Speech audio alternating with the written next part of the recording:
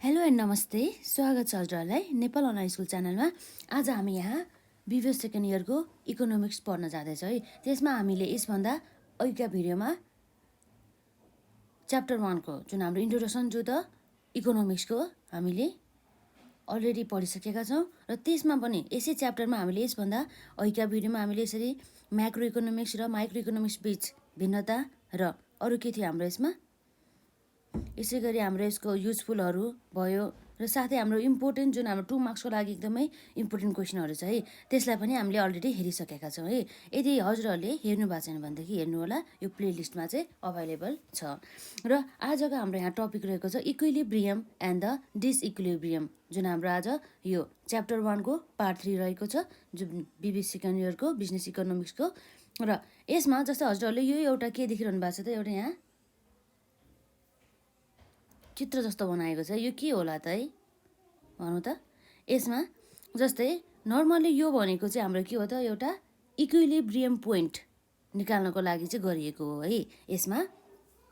र यो इक्विलिब्रियम पोइन्टमा अब हामीले चाहिँ कसरी बनाएको हो भन्दाखेरि, जस्तै अब सुरुमा हामीलाई थाहा हुनु पर्यो इक्विलिब्रियम भनेको के हो र डिसइक्विलिब्रियम भनेको के हो है। इक्विलिब्रियम भनेपछि अब हाम्रो यहाँ के हुन जान्छ त, त्यो कुरा छ यहाँ पहिला।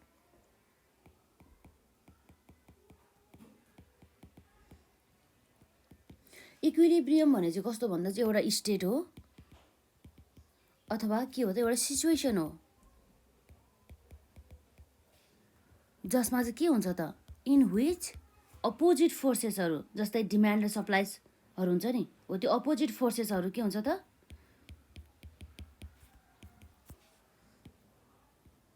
अपोजिट फोर्सेसहरू that is demand and supply के हुन्छ त, आर इन ब्यालेन्स, तिनीहरू चाहिँ इन ब्यालेन्समै हुने गर्दछ। इन ब्यालेन्स एन्ड के हुन्छ त्यताखेरि, and there is no tendency of change over a time. यसरी चाहिँ हामीले यहाँ के दिन सक्छौँ त, एउटा इक्विलिब्रियम भने चाहिँ त्यो एउटा स्टेट अथवा एउटा सिचुएसन जहाँ चाहिँ के हुन्छ त, अपोजिट फोर्सेसहरू जस्तै अब के हुन्छ त, अपोजिट फोर्सेसहरूमा हाम्रो डिमान्ड र के हुन्छ त, डिमान्ड है, demand and the supply are in balance, तिनीहरूको बिच चाहिँ ब्यालेन्स रहेको हुन्छ। त्यो अपोजिट फोर्सेसहरू पनि अपोजिट भए तापनि के हुन्छ त, त्यो एउटा पोइन्टमा आएर चाहिँ ठोकिन्छ भन्न खोजेको हो कि। जस्तै यो भयो एउटा इक्विलिब्रियम, तर ठ्याक्कै यसको उल्टो अर्को हाम्रो के हुन्छ त, डिसइक्विलिब्रियम।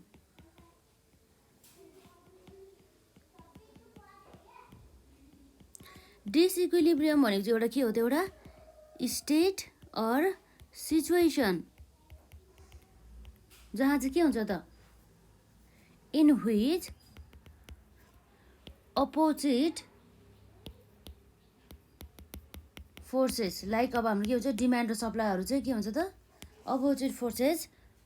फर इक्जाम्पलको लागि अब हाम्रो के हुनसक्छ त, एग्रिगेट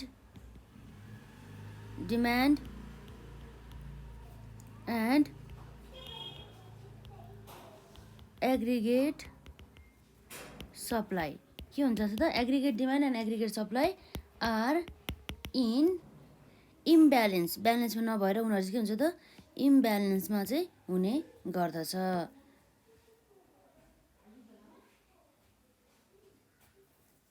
यो भयो है। जस्तै अर्को वर्डमा भन्नुपर्दा के भन्नुपर्छ भन्दाखेरि चाहिँ यस्तो सिचुएसन जहाँ चाहिँ एग्रिगेट डिमान्ड र एग्रिगेट सप्लाई चाहिँ के छ त, इक्वल छैन भन्नु सकिन्छ है। अर हामीले यसलाई के पनि भन्न सकिन्छ त भन्दाखेरि, इन अदर वर्ड्स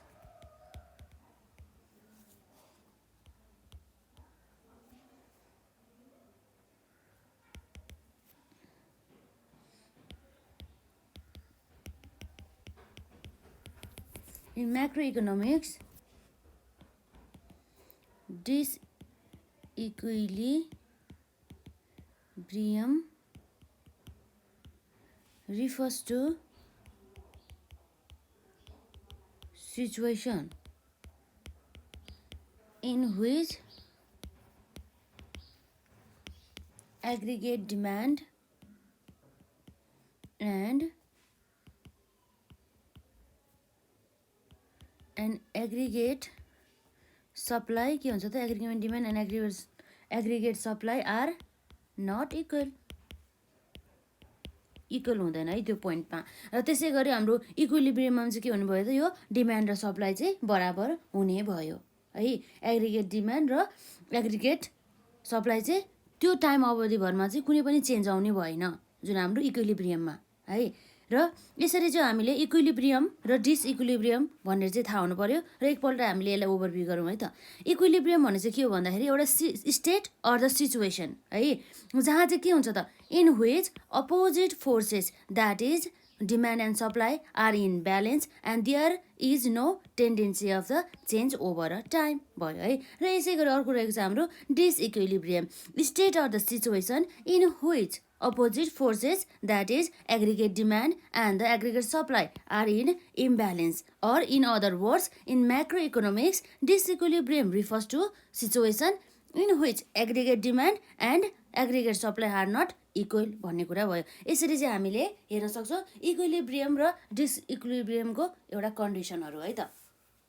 र यसरी अब हामीलाई कहिलेकाहीँ एक्जाममा चाहिँ के भन्छ भन्दा चाहिँ इक्विलिब्रियम र डिसइक्विलिब्रियमको बारेमा चाहिँ हामीले कन्सेप्ट दिनुपर्ने हुन्छ। Explain the following macro economics concept भनेर चाहिँ यसरी इक्विलिब्रियम र डिसइक्विलिब्रियम पनि त्यसमा थप्न सकिन्छ।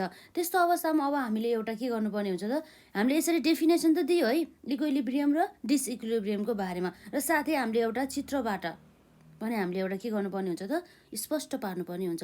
जस्तै हामीले यहाँ एउटा फिगर बनाउनु पर्दाखेरि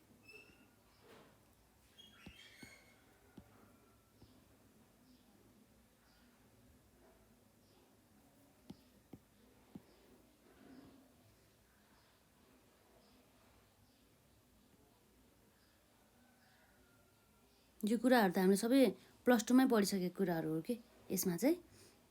र अब हाम्रो के हुन्छ त, जस्तै हाम्रो यहाँ सुरुमा बनाउनु पर्ने भनेको के हो त, यसमा एग्रिगेट डिमान्डको एउटा चित्र। त्यो एग्रिगेट डिमान्ड जहिले पनि के हुन्छ त डाउनवार्ड स्लोपिङ कर्भ हुन्छ है। कति हुन्छ डाउनवार्ड स्लोपिङ हुन्छ जहिले पनि यसरी है, डाउनवार्ड स्लोपिङ हुन्छ यो है। यसलाई हामी के भन्छौँ एग्रिगेट डिमान्ड। र त्यसै गरी अर्को हाम्रो चाहिँ के छ यसमा एग्रिगेट सप्लाई हुन्छ, त्यो चाहिँ जहिले पनि के हुन्छ त अपवर्ड स्लोपिङ हुन्छ, अपवर्ड स्लोपिङ हुन्छ यसरी है। यसलाई हामी के भन्छौँ एग्रिगेट सप्लाई। र जुन हाम्रो यो दुईटा पोइन्ट एग्रिगेट डिमान्ड र एग्रिगेट सप्लाई त्यो जुन क्रस भएको एउटा पोइन्ट छ नि, यसलाई यो पोइन्ट भनेको चाहिँ हाम्रो के हो त इक्विलिब्रियम पोइन्ट हो कि यसरी हामीले बनाएको यो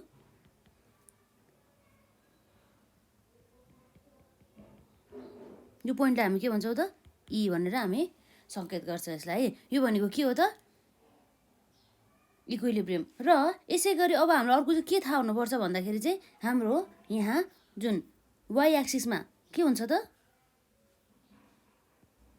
वाइ एक्सिसमा मेन हुने भनेको के हो भन्दाखेरि यहाँ प्राइस लेभल के हो, यो भनेको एउटा प्राइस लेभल है। र यसै गरी हाम्रो यता छ हाम्रो एक्स एक्सिसमा के हुन्छ त एग्रिगेट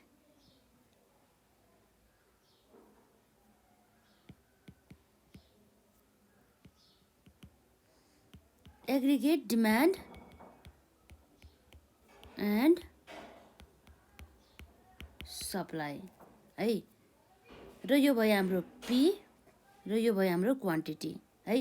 यसरी हामीले यहाँ यो फिगरबाट हामीले के बुझ्नुपर्छ भन्दाखेरि चाहिँ अब जुन हाम्रो ई पोइन्ट छ नि यो ई हो, यो ई भनेको चाहिँ कस्तो पोइन्ट भन्दाखेरि चाहिँ ई लेखेको चाहिँ त्यो भनेको चाहिँ एउटा यस्तो पोइन्ट हो जहाँ चाहिँ एग्रिगेट डिमान्ड र एग्रिगेट सप्लाई चाहिँ के छ त बराबर छ। र त्यो पोइन्ट भनेको के हो त इक्विलिब्रियम पोइन्ट हो। र यो पोइन्ट बाहेक अरू सबै पोइन्टहरू चाहिँ कुन पोइन्ट हो त डिसइक्विलिब्रियम कन्डिसन हो है। यसरी हामीले पत्ता लगाउन सक्छौँ है इक्विलिब्रियम र डिसइक्विलिब्रियम। र जस्तै यो फिगरमा हामीले यहाँ हेरिसक्यौँ जुन हाम्रो एक्स एक्सिसमा के छ त aggregate demand and the supply, र वाइ एक्सिसमा रहेको चाहिँ हाम्रो एग्रिगेट के छ त हाम्रो यसमा एग्रिगेट भन्दा नि यसमा प्राइस लेभल रहेको छ है।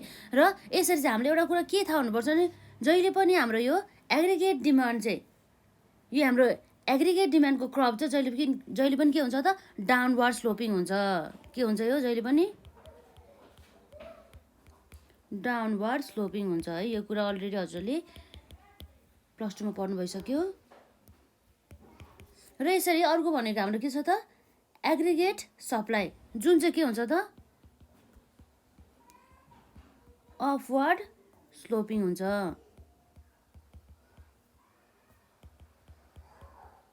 अपवार्ड स्लोपिङ र डाउनवार्ड स्लोपिङ हुने गर्दछ है यो त। र यसरी चाहिँ हामीले के बुझ्नुपर्छ भन्दा चाहिँ हाम्रो पोइन्टमा जुन हाम्रो ओपी भनेको यस्तो प्राइस लेभल हो, के हो त ओपी भनेको यस्तो प्राइस लेभल हो जुन चाहिँ के हो त जहाँ चाहिँ इक्विलिब्रियम चाहिँ हामीले भेटाउन सक्छौँ। पोइन्ट ई भनेर हामीले बुझिहाल्यो है। यहाँ चाहिँ अब के छ भन्दाखेरि चाहिँ अब हामीले चाहिँ यहाँ लेख्नु पर्दा चाहिँ है यसो भने लेख्नुपर्छ। यसमा कस्तो भन्दाखेरि हामीले यो एक्स एक्सिसमा aggregate demand and the supply र वाइ एक्सिसमा प्राइस लेभल, र यो ई भनेको चाहिँ अब हाम्रो के भयो त भन्दाखेरि इक्विलिब्रियम पोइन्ट हो भनेर चाहिँ हामीले भन्न सक्छौँ है। र त्यसका साथै अब त्यो पनि लेख्नु होला, प्लस अर्को एडिसनल यहाँ के थप्नु होला भन्दाखेरि अब दिस टु कर्भ के छ त this two curves are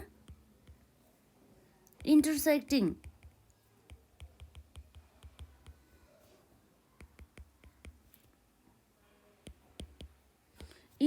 each other at point E है। र त्यो पोइन्ट भनेको के हो त the point E is the के हो त इक्विलिब्रियम पोइन्ट हो। हेन्स अब के छ त हाम्रो यो जुन यो ओ र पी भनेको हाम्रो के भयो त यो ओ र पी भनेको हाम्रो लागि यो पोइन्ट भनेको इक्विलिब्रियम प्राइस लेभल भयो है। Hence equilibrium price level is OP and हाम्रो यसै गरी इक्विलिब्रियम क्वान्टिटी इज के हुन्छ त हाम्रो ओदेखि यहाँसम्म हो नि त है इक्विलिब्रियम क्वान्टिटी, र यो भनेको इक्विलिब्रियम प्राइस यतिसम्म हुन्छ है। इज ओक्यू यसरी हुने गर्दछ है। यस्ता कुराहरू चाहिँ हामीले यहाँ लिनुपर्ने हुन्छ। जस्तै गरी अब यसै गरी के छ भन्दाखेरि अब यो जुन हाम्रो ओपी र ओक्यू त्यो बिचमा चाहिँ कुनै पनि अब के छैन त्यहाँ यहाँ डिसइक्विलिब्रियम छैन। अब यहाँ जहिले पनि के हुन्छ त इक्विलिब्रियम नै हुन्छ है। भने मतलब कस्तो भन्दा चाहिँ ठ्याक्कै यो पोइन्ट पीदेखिबाट ओसम्मको, जस्तै यो ठ्याक्क यो पोइन्ट यो यहाँ पीदेखि ईसम्म र ईदेखि क्यूदेखि ईसम्मको यो पोइन्ट चाहिँ इक्विलिब्रियम हो। तर हाम्रो यो ओपी पी भन्दा तल र पी भन्दा माथि र साथै ओ भन्दा माथि र क्यू भन्दा के हो त क्यू भन्दा तल र क्यू भन्दा माथि, यो चाहिँ के हो त डिसइक्विलिब्रियम सिचुएसन हो। इक्विलिब्रियम पोइन्ट हुने भनेको जस्ट यसमा मात्रै हो कि हामीले है, यो मात्रै हो है। यसरी चाहिँ हामीले बुझ्नुपर्ने हुन्छ। इक्विलिब्रियम एन्ड डिसइक्विलिब्रियममा मेन विशेष गरी भनेको यति नै हो है। र एक्जाममा राम्रोसँग प्रेजेन्ट गर्नु होला है। हामीले भन्नु भनेको यो हो एग्रिगेट डिमान्ड एन्ड एग्रिगेट सप्लाईको बारेमा। अब हामी यहाँ एउटा अर्को महत्त्वपूर्ण कन्सेप्ट हेर्न जाँदैछौँ, त्यो भनेको के हो भन्दाखेरि stock and the flow variance. यो स्टक भेरिएबल भनेको के हो र अब हाम्रो यसै गरी के छ फ्लो भेरिएबल है, भेरिएन्स चाहिँ होइन, stock and the flow variable है त। हामी यसलाई हेर्न जान्छौँ। हाम्रो अर्को यहाँ रहेको छ टपिकमा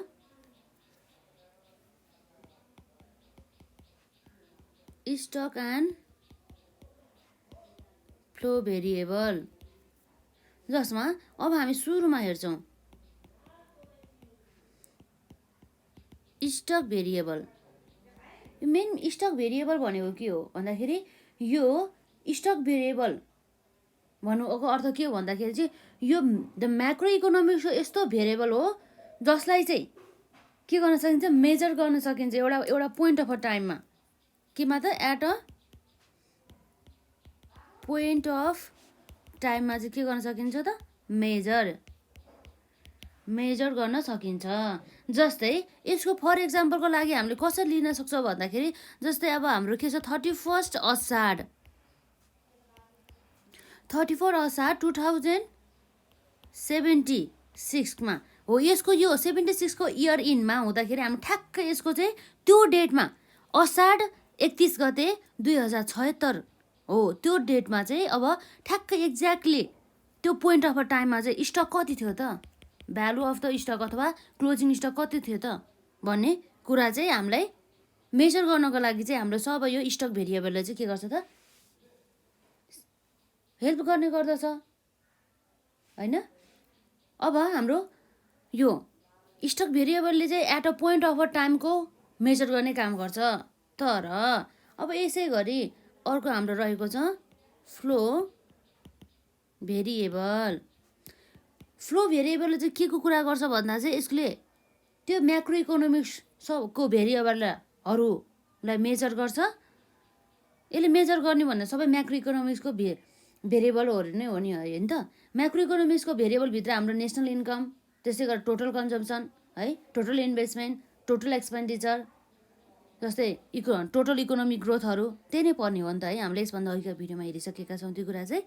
र यो फ्लो भेरिएबल भनेको चाहिँ कस्तो भन्छ भन्दाखेरि चाहिँ द म्याक्रो इकोनोमिक भेरिएबल जसले चाहिँ के गर्छ भन्दा चाहिँ which are measure or the express गर्छ, के गर्छ त पर युनिट अफ अ टाइममा। के भन्छ यसलाई, मेजर अर एक्सप्रेस गर्ने गर्दछ है त, measure or the express per unit of time. त्यसलाई हामीले के भन्छौँ त, फ्लो भेरिएबल भन्छौँ। यसरी चाहिँ हामीले जेनरली स्टक भेरिएबल र फ्लो भेरिएबल बिच चाहिँ यति भिन्नता चाहिँ हामी देख्न सक्छौँ। स्टक भेरिएबलले चाहिँ के भन्छ भन्दाखेरि at a point of a टाइमलाई चाहिँ यसले मेजर गर्ने गर्दछ। तर यो फ्लो भेरिएबलले चाहिँ के गर्ने गर्दछ, measure or the express per unit of a time भन्ने कुरा रहेको छ है। यो भयो हाम्रो स्टक भेरिएबल र फ्लो भेरिएबल बिच सानो एउटा कन्सेप्ट है। यसको चाहिँ पुरा हाम्रो एक्जाममा लेख्नको लागि चाहिँ हजुरहरूले यसरी मजाले बुकमा होला त्यो पढ्नु होला है। तर मेन कुरा भनेको चाहिँ कस्तो भन्दा चाहिँ स्टक भेरिएबलले चाहिँ के कुरा गर्छ त, जहिले पनि एउटा पोइन्टमा भएको टाइममा भएको भेरिएबलहरूलाई चाहिँ यसले मेजर गर्ने काम गर्दछ। जस्तै अब हामीले भन्यौँ नि त यो एक्जाम्पल, यति एक्जाम्पल दिएपछि हजुरहरू क्लियर हुनु भइहाल्छ है। साथै यो फ्लो भेरिएबलमा चाहिँ एक्जाम्पल भनेको जस्तै यो पर एनम भन्छ नि, एक वर्षभित्रमा हामीले कति चाहिँ सेल्स गर्यो। अब त्यसै गरी पर विकभित्र अर्थात् के हुन्छ त, एक हप्ताभित्र है, प्रत्येक हप्ताभित्र चाहिँ हामीले सेल्स कति गऱ्यौँ। त्यसै गरी अब हामीले 1 मन्थभित्र अब सेल्स कति गऱ्यौँ भन्छ जस्तो यस्ता कुराहरूको मेजर गर्ने काम चाहिँ हामीले कसले गर्छ त, फ्लो भेरिएबलले गर्छ है। एकदमै यो एक्जाम्पल छ, यो एक्जाम्पलहरूबाट हजुरहरूले चाहिँ थाहा पाउन सक्नुहुनेछ है त। यसै गरी अब हामीले यस च्याप्टरमा अरू पढ्नुपर्ने कुरा भनेको के हो भन्दा चाहिँ इन्टरडिपेन्डेन्स अथवा relationship of the micro economics and the micro economics. त्यो पनि खासै हाम्रो गाह्रो त छैन है। त्यसै गरी अब हाम्रो यहाँ केनिजको थ्योरिजहरू पनि रहेको छ र अब हाम्रो लिमिटेसन्स अफ द यो म्याक्रो इकोनोमिक्सको लिमिटेसनहरू पनि रहेको छ है। अब त्यसै गरी अब अर्को हाम्रो रहेको छ यसै च्याप्टरसँग सम्बन्धित types of the macro economics, जसमा अब हामीले देख्न सक्छौँ है macro static analysis, comparative macro static analysis र अर्को हाम्रो लास्टमा रहेको छ म्याक्रो डाइनामिक एनालाइसिस है। त्यसको बारेमा चाहिँ हामी यसरी फिगर नै बनाएर चाहिँ राम्रोसँग पुरै हामी डिटेलमा पढ्छौँ है त। तर आजलाई चाहिँ हामी एउटा यो एग्रिगेट डिमान्ड र एग्रिगेट सप्लाईबाट हामीले इक्विलिब्रियम एन्ड डिसइक्विलिब्रियम पत्ता लगायो र अर्को हामीले स्टक र फ्लो भेरिएबलको बारेमा सानो जानकारी लियो है। यो एकदम कन्सेप्टहरू एकदमै इम्पोर्टेन्ट रहेको छ र हजुरहरूले यदि यसभन्दा अघिका भिडियो हेर्नु भएको छैन भनेदेखि हेर्नु होला। त्यसमा हामीले एकदमै महत्त्वपूर्ण कुराहरू चाहिँ यसरी पढिसकेका छौँ है त। र आजलाई यति नै।